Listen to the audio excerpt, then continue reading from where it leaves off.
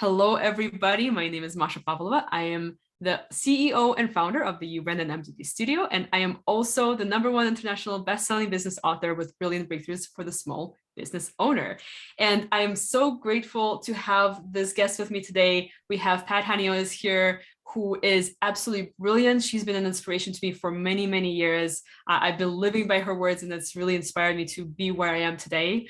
And it's such a pleasure to have you here, Pat. Thank you so much for joining us for this call. Thank you. I love working with you. I love talking with you. It's my privilege to be here. So thank you. Thank you, Pat. So you guys, the conversation that we're having today is with this book. If we open it up, my chapter is in the peace pillar, and it's called Your 5 Steps to Resolving Internal Conflict. This is a oversight. This is a very macro level roadmap for you to be able to overcome internal conflict. And it's really meant to open you up to the idea that there could be a way to have your life look very differently. This roadmap, however, because it is so macro, I would love to provide resources for you to be able to do more of a deep dive. What is the next step once this really starts seeping in and you start seeing the possibilities of it? So I wanted to bring you Pat with her expertise, because she truly is the next step if you're really serious about that journey. So Pat, why don't you share a little bit about yourself and your work? Masha, I love what I get to do. And I love it because when people really get into it and are willing to take on that deeper work, the light bulbs start going off and they start having better lives and they have more thriving businesses. A lot of what I do is the underlying work that not a whole lot of people are crazy about, okay? The reasons why personally, I'm not talking about externals like the economy or any of that. I'm talking about the internal journey that you've been on that is giving you the reasons why you're not doing what you know to do. Here's what I mean by that. When we get stuck in procrastination, there's a reason for that we can understand. When we have an awareness of what the reason is, we then have a choice. Okay? Until you have that awareness, you have no choice. If you're always finding yourself in overwhelm, you're the one keeping you in overwhelm. We don't necessarily want to hear that, all right? But there's a reason why you're doing it. And when you understand that and have that awareness, then you can make a choice.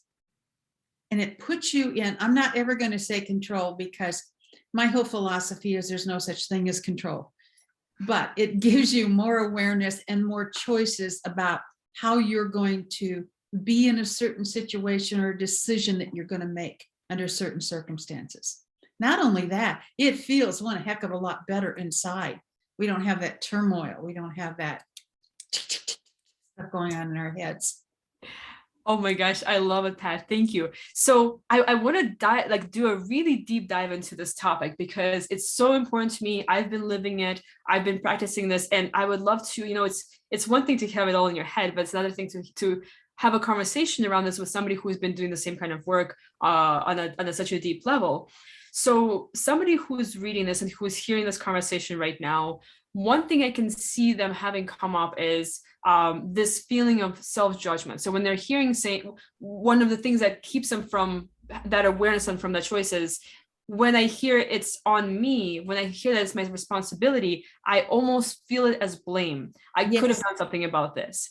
Yes. So how do you see it differently in that scenario?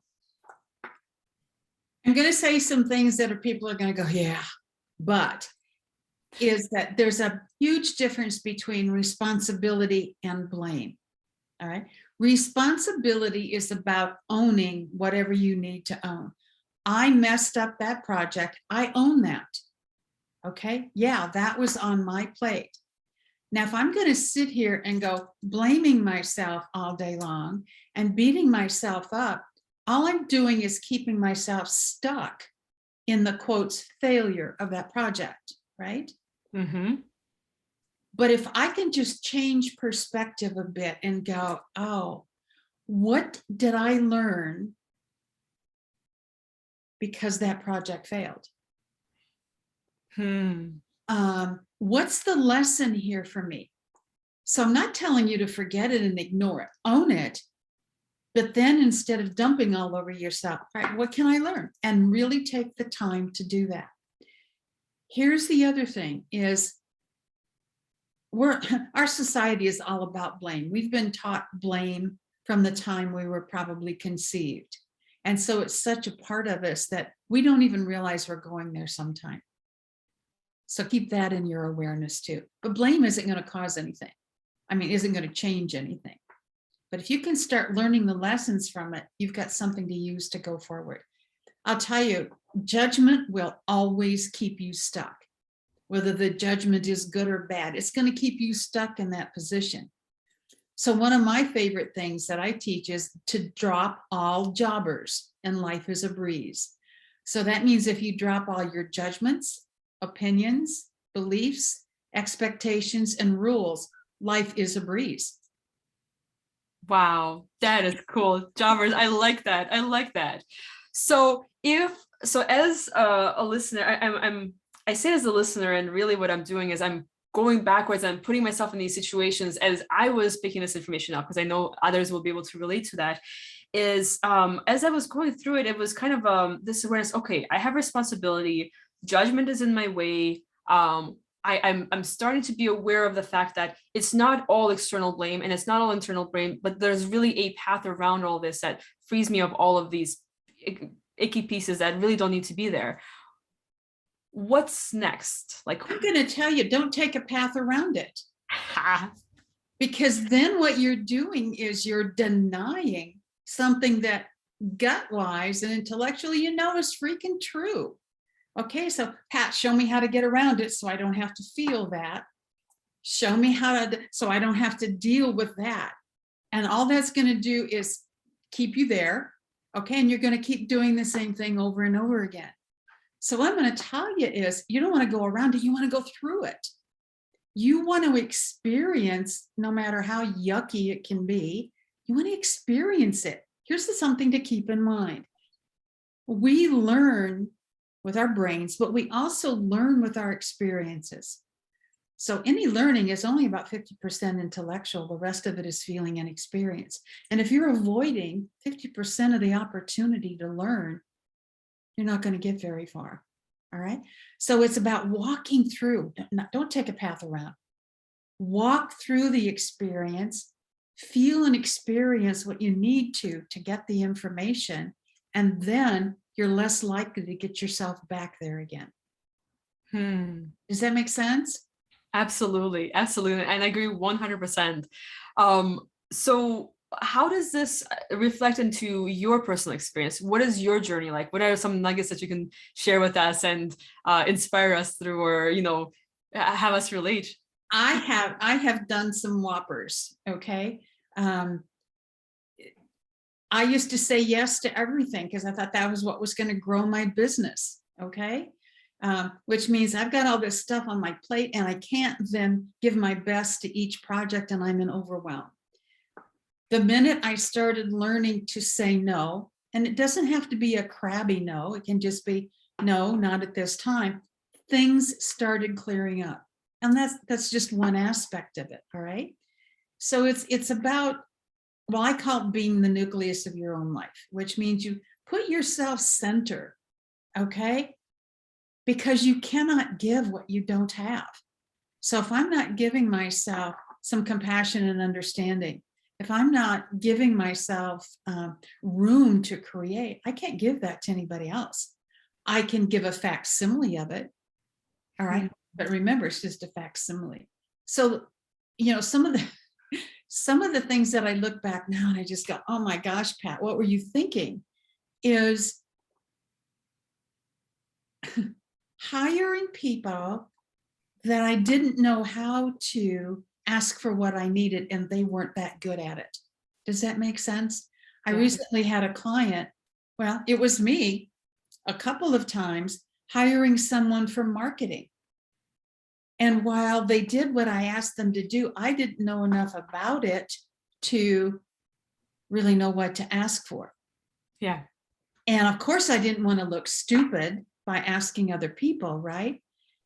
I mean, there's so much tied up into this. And I think I've probably stepped into almost every mud puddle you can step into. Yeah. Yeah. I love that. And And it's really about putting yourself first, not in a selfish way. Okay. I've got to understand that before I can go out here. Right. absolutely. I love that, Pat. And, I love that you're bringing these model puddles up, because I think it's so easy to see somebody who's talking about this and see someone like yourself and say, oh my gosh, she's there. She's now on this opposite side. But A, it's a never ending journey. And Exactly. B, you have to go through the mud first. You have to go through that experience to get there. So I love that. Here's the other thing. What I teach my clients is really you only have to be a couple of steps of your audience ahead of your audience. You're leading the way. It doesn't mean you've reached the destination. You just have to experience a couple of steps ahead, and you can lead from your own experience. That's beautiful. Oh, I'm getting chills. That's amazing. So I would love to hear your thoughts. I know you read the book, you read the chapter. What, from your expertise, and I know we kind of talked a little bit about how similar you see everything, how we're seeing a very similar picture. We're describing it a little bit differently, but from your wisdom, what else would you add for people who have read that chapter to help them gain more of an understanding? Because we're so in alignment. I love that you talked about the pause. That's one of the first things I teach. I don't call it that, but it's so right on. I call it just stop for a minute, will ya? Okay. Yeah. So there's so much. I think if I had to pick one thing that I would add to your chapter, is a little bit more on dropping all your judgments, the beliefs, because that's what keeps you stuck. And that's, the other thing that I made a note, and I want to read it. I made some, on your very first page of your chapter, you talk about practice. And I want to tell you that is the key to all of this. And it's the thing that we don't like to do, but what we don't realize is we've been practicing the other stuff all our life. And so just doing this once or twice is not going to break a habit. So it's practice, practice, practice, and then practice some more. But I love that. So I don't know if I'm adding anything to it, but because it was so good. The awareness always gives you choice. Okay, you talked about that. You can't make a choice about something if you're not aware that a choice needs to be made. All right. Yeah. I can go into this conversation with an open mind, or I can go into this conversation with a closed mind. Well, if all you've ever known is to go in and have the conversation go your way and be right, you don't even realize that you have the choice to be more open. Yeah. Makes sense? Absolutely. I already talked to you about jobbers. Yeah, this was so right on as far as I'm concerned. One of the things I did add is you can't do this journey alone. You cannot do it. Humans are meant to be in community. And I don't know about you, but I was a lone ranger for a lot of my life. Okay. And it took a lot of, and I'm still practicing that one. I can just let me get it done and then it'll be fine. Right. Yep. But when you collaborate, you're hitting things on, even if it's just asking for help or getting ideas. All right. It stimulates your mind, but you're also not sitting there all by yourself. And as a human being, it's also filling that need. Now, I'm also not telling you to go out and have to be supported all the time, but I think you get what I'm saying. I think so many people in our field are at least recovering lone rangers. I know I am. Yeah. I've another one right here, sitting right here. Yeah, and you have to practice and learn how to ask for help. 100%. And I think that once you start doing it and realizing the impact that it's having on you and your life, and it becomes okay, like give yourself the permission to try, because yes, if it doesn't work, it doesn't work, but you'll recognize very quickly the impact that has, and how quickly your life can actually shift around by having that support circle around you of people who truly care, and I'm not talking necessarily family, because oh God, no. oh God, no. Well, sorry, my family's very different than I am, and they think I'm the looniest person on the planet.